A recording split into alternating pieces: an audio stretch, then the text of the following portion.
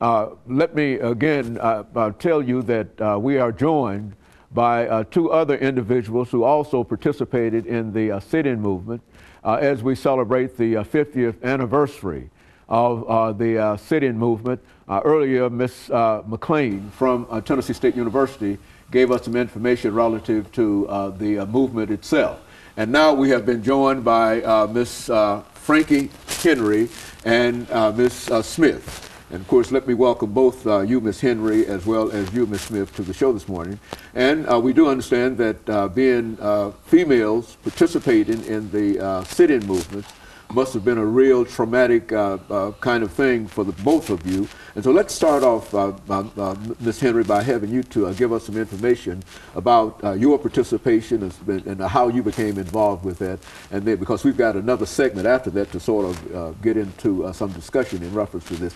And then Ms. Smith will give us some information in reference to her involvement, and then we'll start talking about the movement itself. Well, I had on-the-job training because I had not participated in the workshops. I met Diane Nash, one of the leaders of the sit-in movements, as I was getting off the bus downtown, the Jefferson Street bus, trying to transfer to go on the other side of town. So she recruited me from the bus and asked me would I go to King Sloan with her. And at that time, I thought Diane was a white lady. And I said, why? And she explained to me about the movement and what the movement was about and what they were trying to accomplish, sitting in at the counters, desegregating the counters. And I was just saying to myself, now, if this white girl can put her life on the line for blacks, surely I will go with her. And I went to King Sloan's with her, and the two of us closed the whole counter. And when we did that, she said, Frankie, now I'm going to take you to McLevin's. And she did, and set me beside Paul Lepar. He was a student at Fisk University, a white student. And she said, Frankie has on-the-job training. She didn't participate in our workshops. So I want you to talk to her because we are having hecklers in about 10 minutes. These white hecklers, they are going to come through.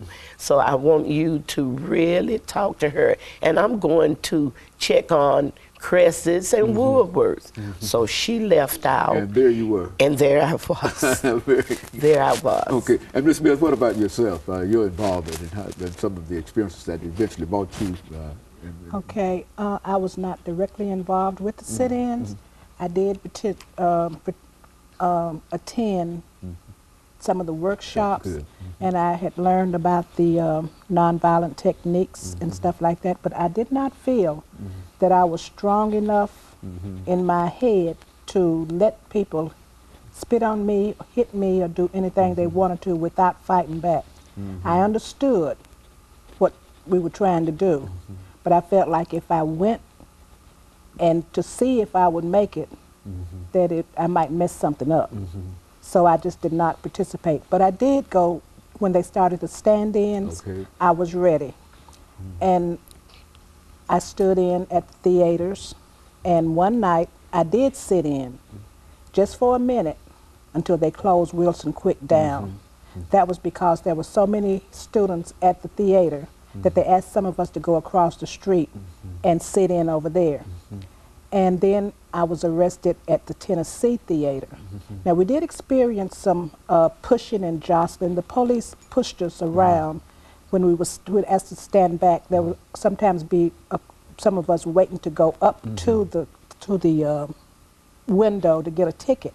Of course, they weren't going to give it to us, but we would go to the window, ask for a ticket, and then go back to the back. And one night, more than one night, the police would push us back off the curb, and one night we did get pushed to the ground, but I was never really spit on. I did miss a can of paint on the night I went to Wilson Quick. As I stepped out of line, a can of paint came down from the window at the top. And it hit, it hit the guy that took my place. I was spared that night because I would have been yellow.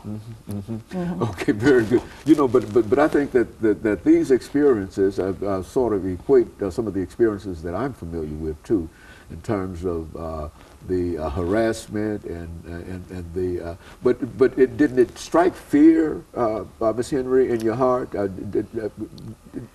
It did not until Paul was talking to me and I was turning to the right to listen to his instruction, and I had my arm on the counter, and as I was talking to him, a white lady was putting a cigarette out on my arm, and it's just a minor scar that I know I will wear for the rest of my life. But that was traumatic to me, and having on-the-job training, my first reaction was to treat violence with violence. So I was saying in my mind, now I'm getting ready to fight her or whatever. But as I was looking past her, Reverend Dr. Kelly Miller Smith was standing there, and he was shaking his head. Don't hit her. Don't hit her. And I was thinking about all the sacrifice and all the training that the students had gone through. And that kind of changed my mind. But another thing, it kind of made me think, I had never thought about civil rights, being a 19-year-old sophomore, trying to be a pepperette. Where were you from? Nashville. Yeah, and we were protected in our neighborhood.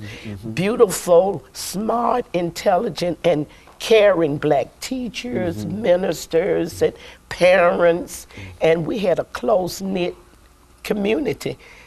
I never did have an opportunity to come in contact with the white community in that capacity. So it was really then that I started thinking about the empowerment that it gave me, not hitting back. And as I looked at her, and I'm sure she was looking for me to retaliate, but I didn't do anything. I just stared, and she finally went away. And so, and of course, we're getting ready for our second commercial break, and we'll have the two of you back with us following this break. But you finally came to a realization that of what the whole movement was all about at that particular time. Yes. And of course, we'll be back with our audience following this very, very short commercial break.